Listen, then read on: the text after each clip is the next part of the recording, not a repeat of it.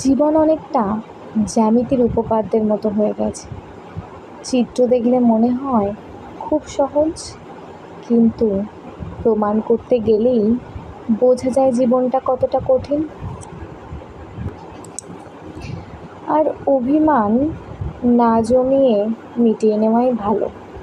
মানুষ আর বাঁচে কদিন, এত জটিলতা রেখে কী লাভ?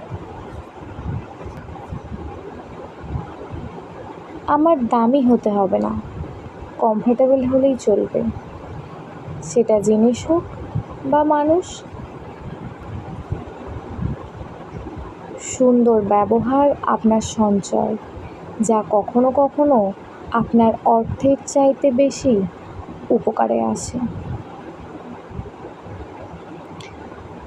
অন্ধের দেশে আয়না বিক্রি করা আর বিশ্বাসঘাতককে বিশ্বাস